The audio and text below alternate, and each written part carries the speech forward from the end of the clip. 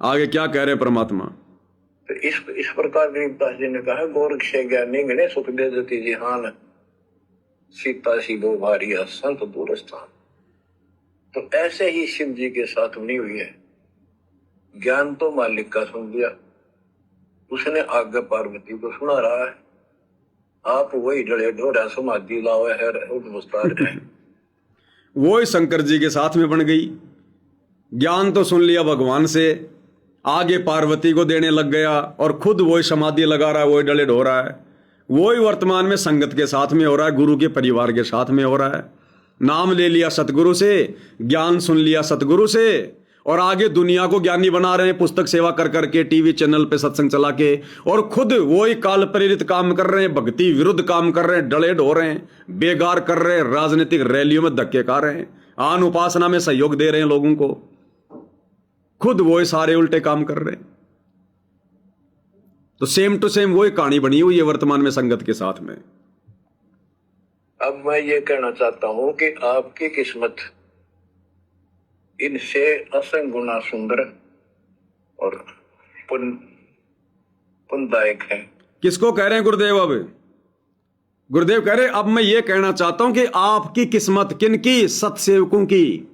ये विशेष संदेश अपनी विशेष आत्माओं के लिए है कि अब मैं ये कहना चाहता हूं कि आपकी किस्मत इनसे असंख्य गुना सुंदर और पुण्यदायक है। किसको कह रहे हैं गुरुदेव? अपने सत्सेवक बच्चों को, आश्रम वालों को नहीं कह रहे, क्योंकि उनकी मर्यादा तो सबके सामने है। जो डले वर्तमान में सतलोक आसन वाले ढो रहे हैं, वो सबके सामने है।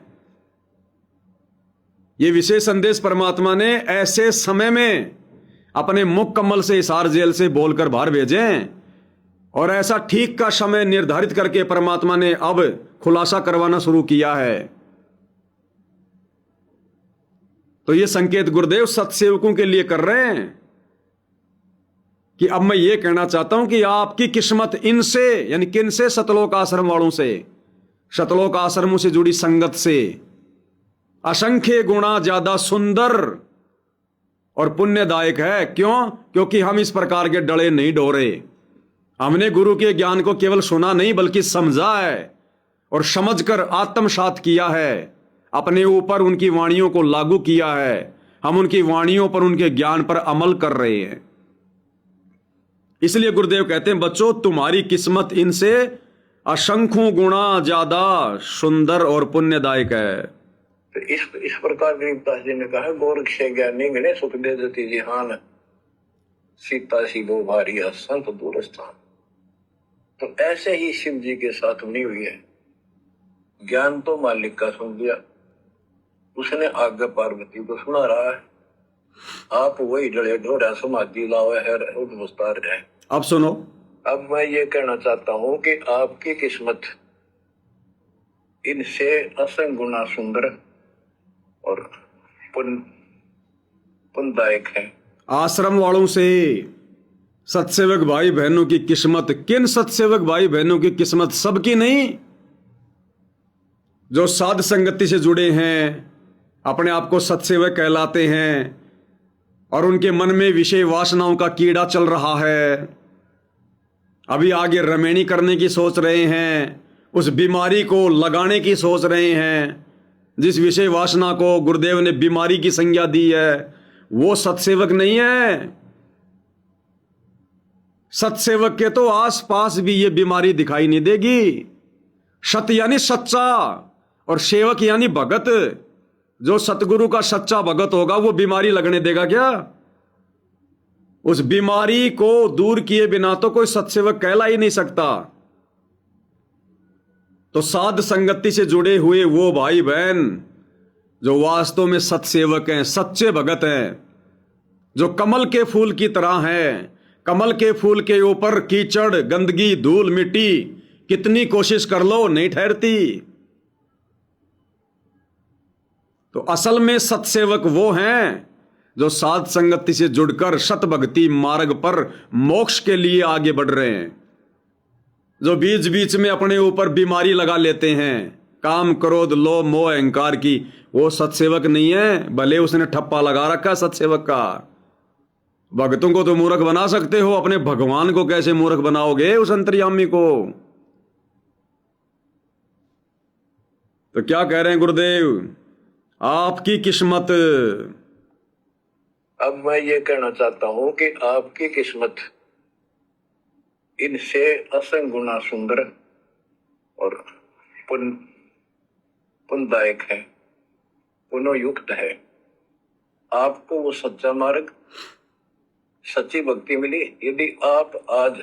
सुनो क्या कह रहे हैं गुरुदेव, कि आपको सच्चा मार्ग मिला, आपको सत भक्ति मिली, और यदि आज आप यशमैन होते, 10 भगत आपके आगे पीछे होते, हाँ जी सच्चाई भगत जी, आपकी जी हजूरी करने वाले होते, जैसे कोऑर्डिनेटरों की जी हजूरी संगत कर रही है, गुरु के परिवार की जी हजूरी संगत कर रही है।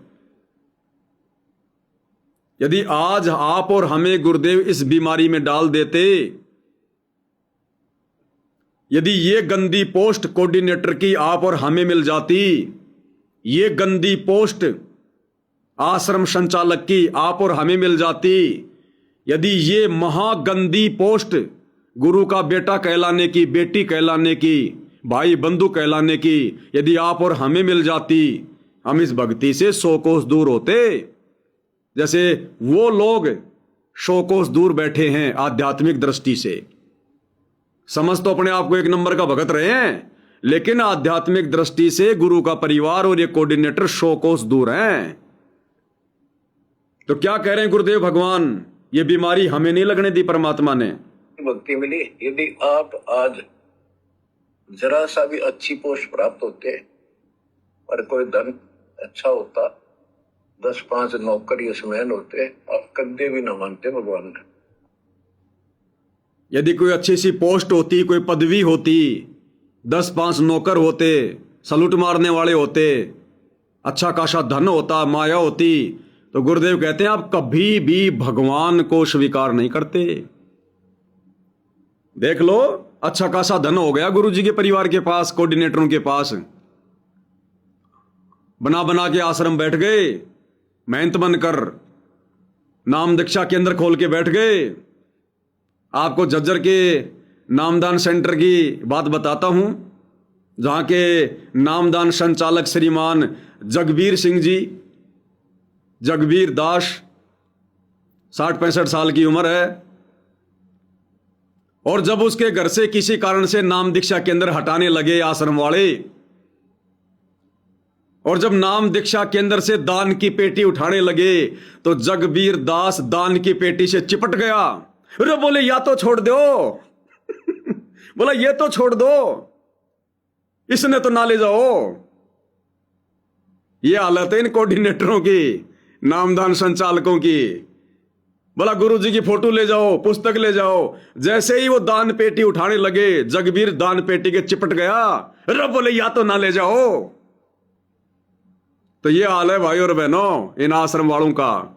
इसलिए गुरुदेव कहते हैं यदि ये माया, ये धन, ये संपत्ति, ये पदवी और 10 आदमी तुम्हें सलूट करने वाले, सच्चाई भगत जी, सच्चाई भगत जी, जैसे इन कोऑर्डिनेटरों को करते हैं, गुरु जी के परिवार को करते हैं, आप कभी भी भगवान को नहीं पहचान पाते जैसे ये लोग नहीं पहचान पा रहे। गुरु को हल्के में ले लिया, मजाक में ले लिया। गुरु के धरती पर रहते सहते जून के महीने में कागज की नकली फोटो को कबीर भगवान मानकर पूज रहे हैं।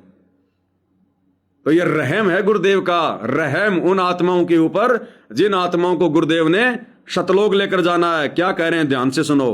भक्ति मिली यदि आप आज जरा सा भी अच्छी पोस्ट प्राप्त होते और कोई धन अच्छा होता, 10-5 नौकर यशमैन होते, आप कदे भी न मानते भगवान ने। बच्चों मेरे कथा सुनाने का नहीं, मतलब आपको ज्ञान से ठोकना है, सच्चे ज्ञान से पढ़ना है, ताकि वो और अज्ञान ज्ञान इसमें समा ना जा।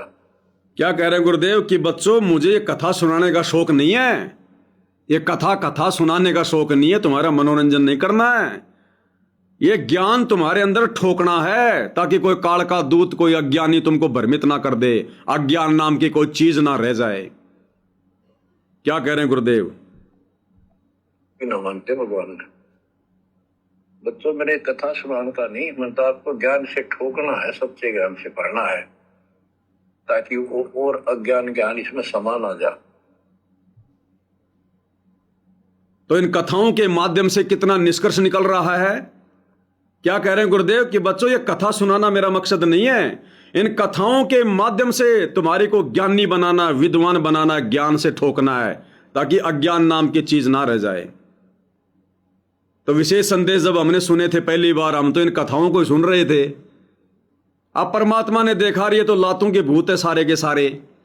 मैं पवन दास भी आ गया, हमने भी ऐसे बैठ के सुने थे, 1 घंटे बाद में हाँ जी बहुत बढ़िया बहुत बढ़िया। अब गुरुदेव ने देखा रही है तो कोई निष्कर्ष ही नहीं निकाल पा रहा, सारे के सारे लातों के भूत हैं ये तो। तब परमात्मा ने अपनी तरफ से रजा बख्शी है, हम जीवों की औकात नहीं है। फिर परमात्मा ने प्रेरणा की कि समझ आएगा कौन, मैं तो जेल में बैठा हूं, जगत वाले को पता क्या, तो भक्तों में तो परमात्मा प्रेरणा करेगा। तब परमात्मा ने उस भैंसे राम की तरह इस कुत्ते के ऊपर हल्का सा आशीर्वाद रखा कि बेटा रिवीजन कर, थोड़ा सा खोल के समझा, बैठ तू कुर्सी पर, फिर मैं अपने आप देख लूंगा। तो गुरुदेव कह रहे कथा सुनाने का मेरा कोई शौक नहीं है, कोई मकसद नहीं है, तुम्हें ज्ञान से रंगना है, ज्ञान से ठोकना है। तो अब इन कथाओं का मर्म समझ में आ रहा मैं, इन कथाओं के अंदर गुरुदेव ने कोड वर्ड में क्या संकेत कर रखे हैं, किसके ऊपर कर रखे हैं। अब हमें ये कथाएं और इन कथाओं का सार समझ में आ रहा है। क्या कह रहे हैं परमात्मा जी आगे, सत्संग सुनिए। जैसे राजा अम्बरीश वाली आत्मा, राजा थी सतयुग में। सतयुग में तो आम आदमी सुखी होता है, राजा और इतना धार्मिक, ठाठ सारे नौकर नाकर सारे, राजा कह दिया समझ लो सारे ठाठ। परमात्मा वहां भी मिले इनको, सारी बात बताई, इन्होंने दीक्षा भी ली। उस दिन के बाद फिर काल पे रहना, क्योंकि ऋषि तो 20 मिलने दिन में, और परमात्मा साल 6 महीने वहां हुआ, क्योंकि रोज आवती है, कदर नहीं करे। जैसे तैसे हमें वहां से चार्ज करके हमारे अंदर सॉफ्टवेयर लगा देता है। धीरे धीरे जब हमारी अफारा उतर जाएगा ना काल का, या गैस बढ़ रही है जो व्यर्थ की, झूठे सुख की, तब जाता याद आवा हमारे। उस पुण्य से कारण अगले जन्म में फिर राजा जनक बने वही आत्मा। वहां भी ने ठाठ बाट, बड़ा ज्ञानी भी, ज्ञानते भगवान से प्राप्त कर लेते हैं, सुनाते वही है, करते अलग है लोक वेद।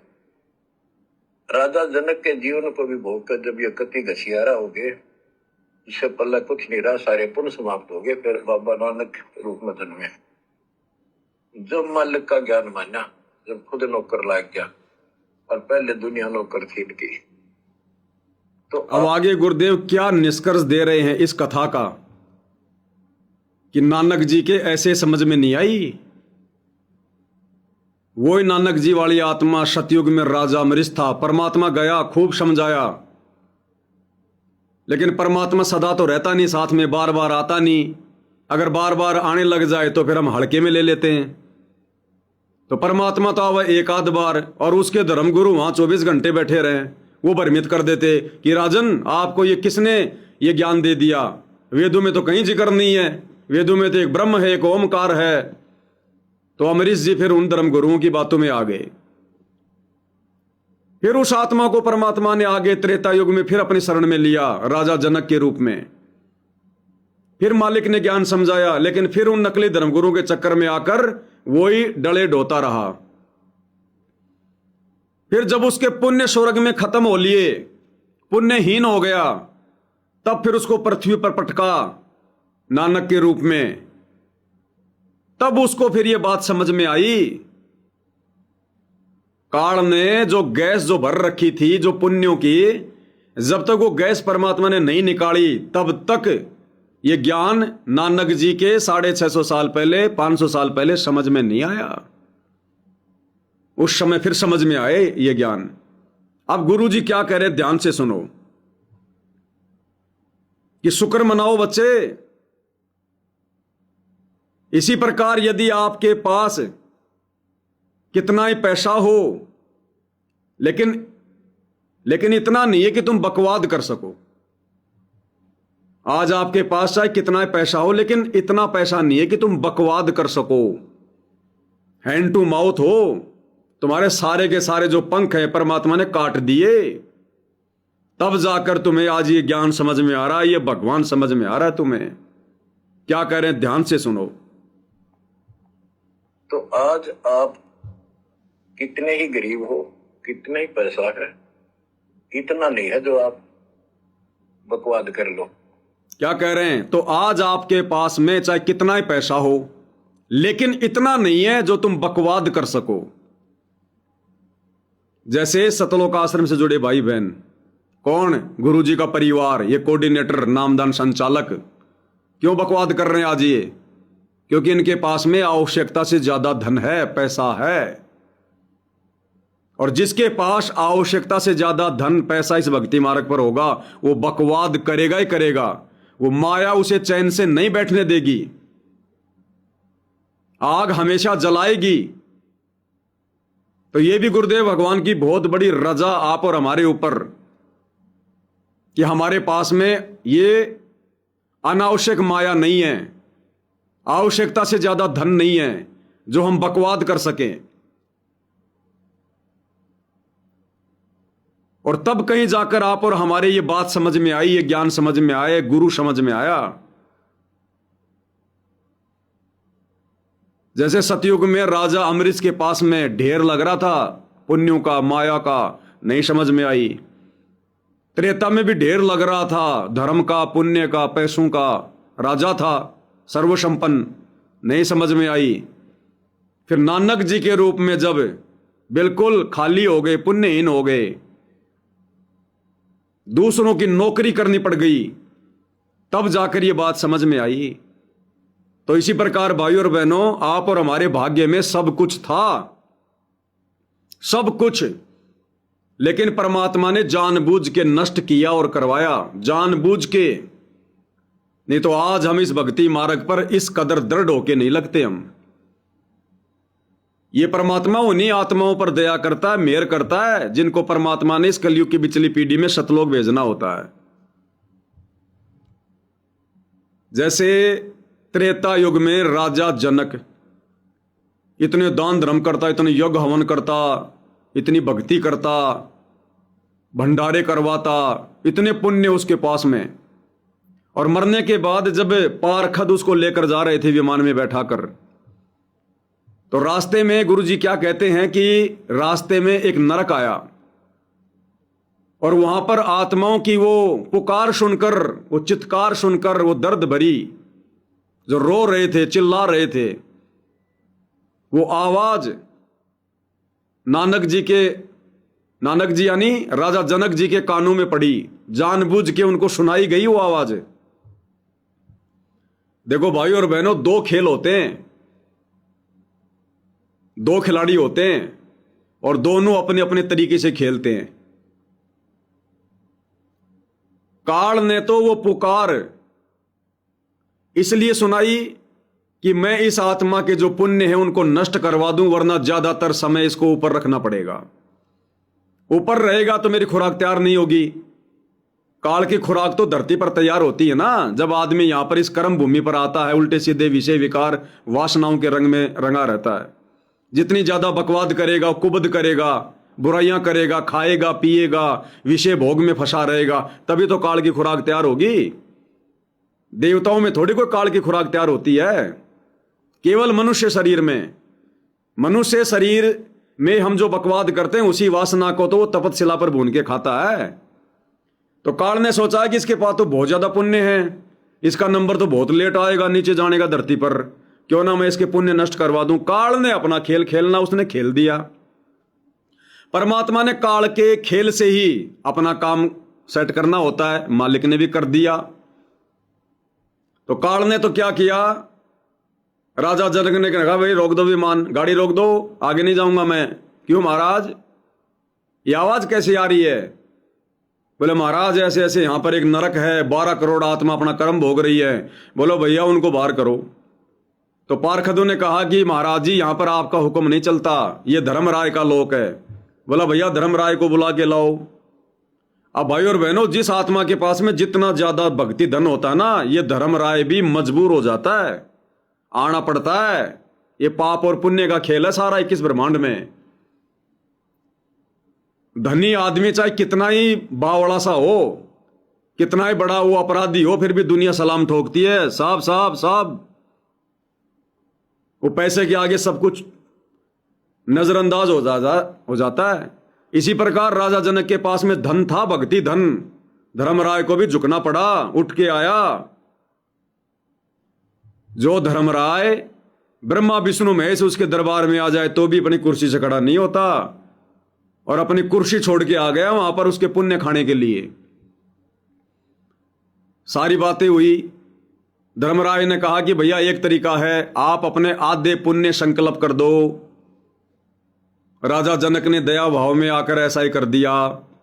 आधे पुण्य संकल्प कर दिए कि मैं राजा जनक अपने आधे पुण्य इन आत्माओं के निमित्त संकल्प करता हूं। इतना कहते ही उसका आधा बैलेंस खत्म। 12 करोड़ आत्माओं को उस नरक से निकालकर थोड़े थोड़े सबके हिस्से में डाल के स्वर्ग में भेज दिया। अब स्वर्ग में कोई 6 महीने रहेगा, कोई 1 साल, कोई 2 साल, जिसके जितने हिस्से में आए। उसके बाद उनको फिर नरक में पटका जाएगा, क्योंकि वो कर्म है, वो तो भोगना पड़ेगा। इस बात का राजा जनक को ज्ञान नहीं था, और राजा जनक चला गया विष्णु जी के लोक में। अब काल ने तो भाई और बहनों अपना खेल खेल दिया, और सतगुरु ने अपना खेल खेल दिया। काल ने सोचा मैंने कर दिया इसको पुण्यहीन, अब ये दोबारा धरती पर जल्दी जाएगा और मेरी खुराक तैयार करेगा, खुश। और परमात्मा ने क्या खेल खेला? मालिक को पता था कि ये मेरी आत्मा है, युगों युगों से मेरी शरण में है। राजा अमरीश था, मैं गया, नहीं समझा। राजा जनक था, मैं गया लेकिन नहीं माना। और परमेश्वर अपनी आत्माओं को दुखी नहीं देख सकता ज्यादा। तो परमात्मा ने क्या किया? उसकी आधी भक्ति नष्ट करवा दी, उसके आधे पुण्य नष्ट करवा दिए। इस हिसाब से नष्ट करवाए कि जब कलयुग की पिछली पीढ़ी आएगी उस समय तक स्वर्ग में बैठकर इसके जो पुण्य है वो नष्ट हो जाएं। केवल उसके पास में इतना ही भक्ति धन छुड़वाया कि जब ये कलयुग की पिछली पीढ़ी आए उस समय तक उसके वो पुण्य समाप्त हो जाएं, और मजबूरी में काल ने इसको नीचे पटकना पड़े। और मालिक को पता था कि कलयुग की पिछली पीढ़ी में मैं जाऊंगा, वो मोक्ष का मार्ग होगा, और इस आत्मा को फिर मैं मिलूंगा, फिर अपना ज्ञान समझाऊंगा। ये भी खाली हो चुका होगा, ये भी भगवान की तलाश में फिर से भक्ति करने के लिए दौड़ रहा होगा, और उस समय जाकर मैं इसको पकड़ लूंगा, फिर इसको सारी बातें मेरी समझ में आएंगी, क्योंकि ये हैंड टू माउथ हो चुका होगा। बकवाद के लिए कोई इसके पास में साधन नहीं होगा। तो काल ने तो अपने हिसाब से कि मैंने राजा जनक को ठग लिया, और परमात्मा ने अपने हिसाब से उसके पुण्य नष्ट करवाए काल में प्रेरणा करके। काल ऐसे उठ के नहीं आने वाला धर्मराय। परमात्मा सतगुरु रामपाल जी ने प्रेरणा की कि अगर इसके पुण्य मैंने नष्ट नहीं करवाए तो इसके पास में तो इतने पुण्य हैं, कलयुग का पूरा समय निकल जाएगा तो भी ये नीचे नहीं आ पाएगा। तो परमात्मा जी ने उसी हिसाब से राजा जनक के पुण्य नष्ट करवा दिए, 12 करोड़ आत्माओं को संकल्प करवा के, ताकि इसका बैलेंस खाली हो जाए और कलयुग की पिछली पीढ़ी तक फिर ये नीचे आ जाए। उस समय मैं इसको पकड़ लूंगा। तो गुरुदेव क्या कह रहे हैं कि आप चाहे गरीब हो चाहे अमीर हो, लेकिन आपके पास में इतना धन इतना पैसा नहीं है कि तुम बकवाद कर सको। ये गुरुदेव का विशेष रहम आप और हम सत्सेवक भाई बहनों के ऊपर कि परमात्मा ने हमारे को उन घरों में जन्म दिया, उन परिस्थितियों में जन्म दिया, और वर्तमान में हमारे भाग्य में सब कुछ होने के बावजूद, अरे जिसके भाग्य में सत भक्ति हो, साध संगति हो, सतगुरु रामपाल जी भगवान हो, उसके भाग्य में तो 21 ब्रह्मांड की सारी संपत्ति है। लेकिन परमात्मा जी ने वो नष्ट कर दी, काट दी, डिलीट कर दी, इरेज कर दी। हमारे को हैंड टू माउथ रखा, जानबूझ के ऐसे घर परिवार में जन्म दिया जो हम बचपन से अभावों में जूझते रहे, संघर्ष करते रहे। युवा होने के बावजूद भी हम लोग भटकते रहे। हमने लाख कोशिश की, हमारा धंधा सेट नहीं हुआ। मेरा क्या था भाई और बहनों, मैं नहीं समझ पा रहा था, अब समझ में आ गया। मैं 12वीं तक की जो पढ़ाई थी वो मैंने अपने गांव में की। उसके बाद मैं जयपुर आ गया, यहां पर मैंने कॉलेज में एडमिशन ले लिया, कॉलेज भी कर ली मैंने, बन गया मैं विद्वान, लेक्चरर बन गया। उसके बाद अब सोचा भाई काम धंधा कर ले, अब पढ़ाई लिखाई करके तो तू बन गया विद्वान है, तो काम धंधा करने की तलाश में। अब मेरा क्या था भाई और बहनों, जो भी काम धंधा करूं वो कभी मेरा सक्सेस नहीं हो। मैं किसी के पास में टिक ही नहीं पाता, किसी के पास 2 महीने टिका, किसी के पास 6 महीने टिका। बहुत सारे मैंने काम धंधे किए।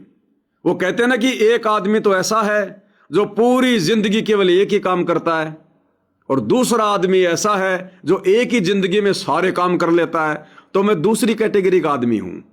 मैंने थोड़ा थोड़ा, महीने 2 महीने, कहीं 6 दिन, कहीं 12 दिन, मैंने सारे काम कर लिए, सारे धंधे करके देख लिए। जूस की दुकान मैंने लगा ली, दही बड़े की दुकान मैंने लगा ली, कपड़े का काम मैंने कर लिया, मेडिकल लाइन का काम मैंने कर लिया, और क्या गिनाऊं आपको, दुनिया भर के काम मैंने कर लिए। खुद का मैंने अपने अंडे की रेडी मैंने खोल ली, ये बिल्डिंग लाइन का काम मैंने कर लिया, लोगों को नौकरी दिलाने का काम मैंने कर लिया, खुद बेरोजगार लोगों को नौकरी दिला रहा हूं। कहने का मतलब मुझे याद भी नहीं है मैंने कितने काम कर लिए। और कोई भी काम, स्कूल में पढ़ाने का काम मैंने कर लिया, सारे काम कर लिए मैंने। पत्थर का काम मैंने कर लिया, मिट्टी घुसने का काम मैंने कर लिया, सारे काम किए। मेरा कोई काम कभी सक्सेस नहीं हुआ, धोखा ही धोखा खाया मैंने। फिर मैंने सोचा, क्योंकि दिमाग मेरे अंदर था ही तेज, तो जो मेरे संपर्क में आता वो सोचता यार इसमें दिमाग ठीक है, आदमी में अट्टा कट्टा आदमी है, मार्केटिंग करने में बड़ी आदमी काम आएगा, इसको पार्टनरशिप में काम करवा लो। तो 2 4 5 लोग ऐसे आए जिन्होंने कहा कि भाई पवन अपन मिलके काम करेंगे दोनों, हाफ हाफ पार्टनरशिप में। मैंने कहा बात बन गई। अब जिसके साथ मैं काम करूं, अब मेरी समझ में नहीं आ रहा उस समय, वो आदमी भी बर्बाद हो जाता। जो मेरे को ये कहता ना कि तू मेरा पार्टनर बन जा, वो आदमी भी अंत में बर्बाद हो जाता। 2 4 5 बार ऐसा हुआ। फिर एक ने कहा कि आजा भाई मेरे साथ ये काम कर ले। मैंने कहा तेरे को बर्बाद होना है क्या? बोला क्यों, ऐसा क्यों बोल रहा है? मैं जिसके साथ में काम करता हूं ना वो बर्बाद हो जाता है, और मेरा कोई काम भाई और बहनों कभी भी नहीं चला। आज सतगुरु से नाम दीक्षा लेने के बाद हमें इस बात का ज्ञान हुआ कि वो हमारा काम गुरुदेव भगवान नहीं चलने दे रहा था। भाग्य में होने के बावजूद भी परमात्मा किसी न किसी बहाने रिजेक्ट कर रहा था। यदि वो धंधे वो चल जाते, वो पार्टनरशिप के काम यदि वो चल जाते, या खुद का जो मैं काम करता था यदि उसमें सफलता मिल जाती, तो भाई और बहनों इस मार्ग पर मैं कभी जिंदगी में नहीं आता, इन बकवादों को मैं कभी जिंदगी में नहीं छोड़ पाता। तो अब समझ में आया कि क्यों तो मैं बर्बाद हो रहा था और क्यों जिसके साथ मैं धंधा करता था वो बर्बाद हो रहा था। तो लोगों ने फिर आगे चलकर मेरे से दूरी बना ली कि भाई बर्बाद होना है तो पवन दास के साथ में मिलकर काम कर लो। तो परमात्मा ने जानबूझ के इस दास को बचाया। भाग्य में था लेकिन परमात्मा ने दिया नहीं कि बेटा भक्ति करनी है, बकवाद बहुत कर ली, असंख्य जन्म बीत गए, अब ये भक्ति का समय है, तेरी चलेगी या तेरे बाप की चलेगी। तो बाप ने अपनी चलाई हमारी लाख कोशिशों के बावजूद, और अब परमेश्वर ने वो धंधा दे दिया, वो बिजनेस दे दिया, वो सेवा दे दी, वो रोल दे दिया जिस रोल के लिए ब्रह्मा विष्णु महेश भी लाइन में खड़े हैं हाथ में लेके कटोरा। ये सतगुरु की सेवा, सतगुरु की भक्ति, भक्ति तो सभी भाई बहन कर रहे हैं, सेवा भी सभी भाई बहन कर रहे हैं, लेकिन जो भक्ति और सेवा इस 2 कोड़ी के जीव की झोली में परमात्मा ने भिखारी समझ के डाल दी, इस सेवा के लिए भाई और बहनों ब्रह्मा विष्णु महेश भी लाइन में खड़े हैं। तो अब ये बातें समझ में आई। तो इसी प्रकार गुरुदेव कह रहे हैं भले आप गरीब हो चाहे अमीर हो, लेकिन आपके पास में इतना पैसा नहीं है कि तुम बकवाद कर सको। तो परमेश्वर ने गांठ मार दी, हम सबको बांध दिया परमात्मा ने वचन में कि ये उनको तो 1 सेकंड लगती है, 1 सेकंड भी नहीं लगे। जैसे सतलोक में असंख्य आत्माओं ने हाथ खड़ा कर दिया कि हम भी जाएंगे, हम भी जाएंगे, सबने हाथ खड़ा कर दिया। अब उनको काउंट करने लगे तो कितनी गिनती नहीं। तो क्या कहा था परमात्मा जी ने काल से कि भाई ज्योति निरंजन तू अपने लोक में जा, इन जिन जिन आत्माओं ने तेरे साथ जाने की स्वीकृति दी है इन सब के नंबर मेरे कंप्यूटर में आ गए, मेरी लिस्ट में आ गए, मुझे पता है, जा। तो इसी प्रकार मालिक को पता है, इनका जो कैलकुलेटर है वो दुनिया का सर्वश्रेष्ठ कैलकुलेटर है। तो परमेश्वर ने अपनी उन सभी प्यारी आत्माओं के भाग्य को, उस प्रारब्ध को, उस किस्मत को जिसमें हीरे मोती लाल थे, जिसमें सुख ही सुख था, इस काल का झूठा सुख था, खूब धन था, माया थी, खूब था, मान बड़ाई शोहरत थी, परमात्मा ने वो बांध दी, कील दी, परमात्मा ने जादू जंत्र कर दिया, अपना बांध दिया कि नहीं मिलेगा, तू कितनी कोशिश कर लेना, तू कितने काम धंधे कर लेना, तू सफलता प्राप्त नहीं करेगा। और इस हिसाब से सेट कर दिया कि ज्यादा दुखी भी ना हो, ज्यादा सुखी भी ना हो, बस आज मिल गया तो कल की चिंता सी बनी रहे।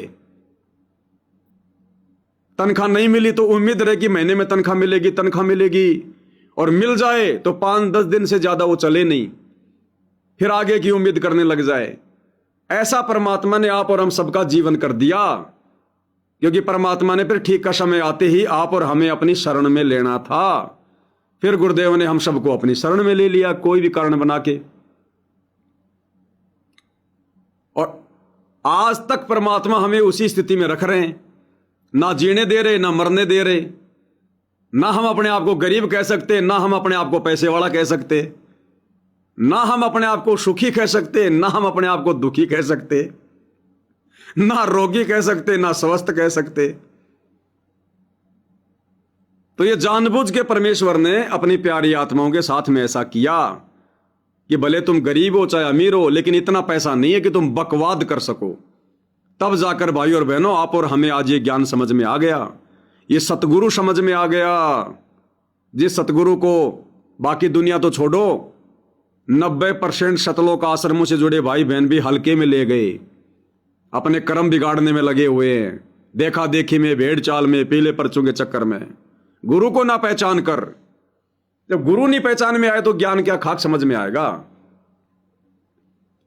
तो जानबूझकर गुरुदेव ने हमें इस स्थिति में रखा। क्या कह रहे परमात्मा? तो आज आप कितने ही गरीब हो, कितने ही पैसा है, इतना नहीं है जो आप बकवाद कर लो, इतना नहीं है जो आज आप बकवाद कर लो। जैसे सतलोक आश्रम वाले अरबों खरबों और क्या क्या बकवाद कर रहे हैं। अन्नपूर्णा मुहिम चला दी मान बढ़ाई के लिए, दुनिया के मकान बनाने शुरू कर दिए, भक्तों से बेगार करवानी शुरू कर दी, राजनेताओं के पास में, वीआईपी लोगों के पास में गुरु जी का परिवार जाता है मिलने, भाईचारा बढ़ा रहा है, संपर्क बढ़ा रहा है। क्या करेगा मेरे तो समझ में नहीं आ रहा। उन राजनेताओं से, वीआईपी लोगों से मिलकर संपर्क करके क्या करेगा? चुनाव लड़ने हैं क्या? राजनीति करनी है क्या? दुनिया भर का झूठा भाईचारा निभा रहे हैं, कहीं लाइब्रेरी बनवा रहे हैं, कहीं धर्मशाला बनवा रहे हैं, कहीं आरक्षणों में दान दे रहे हैं। अरे क्या करोगे दुनिया से दोस्ती करके? दुनिया से ती दोस्ती पड़े भजन में भंग। और ये लोग क्या कर रहे हैं? कबीरा तहां जाइए रह संतन की प्रीत, इष्ट मिले और मन मिले, मिले सकल रसरीत। और ये लोग क्या कर रहे हैं? गुरु क्या कह रहा है, गुरु का परिवार क्या कर रहा है, संगत से क्या करवा रहा है। तो आज इनके पास में माया आवश्यकता से ज्यादा, देख लो काल ने बकवाद करवानी शुरू कर दी, कर्म फुड़वाने शुरू कर दिए। तो गुरुदेव कह रहे बच्चों आज आपके पास इतनी माया नहीं है जो आप बकवाद कर सको। किनको कह रहे हैं? शतलोक आश्रमों से जुड़े भाई बहनों को। बाकी शतलोक आश्रम वाले तो बकवाद कर ही रहे हैं। नहीं कर रहा का गुरु का परिवार, ये कोऑर्डिनेटर, नामदान संचालक है, भक्तों के साथ में मार पिटाई, लड़ाई झगड़ा, और जगत वालों के आगे पीछे घूम रहे हैं मच्छर की तरह। किसी की गौशाला बनवा रहे हैं, किसी का आरओ लगवा रहे हैं, किसी की धर्मशाला बनवा रहे हैं, और भक्तों को गालियां दे रहे हैं। काल दोनों तरफ से लूट रहा है, दोनों तरफ से ठग रहा है। तो गुरुदेव यहां पर जो संकेत कर रहे हैं ना कि आज आपके पास इतना धन नहीं है, इतनी माया नहीं है कि तुम बकवाद कर सको। तो बकवाद आज कौन नहीं कर पा रहे? साध संगति से जुड़े भाई बहन।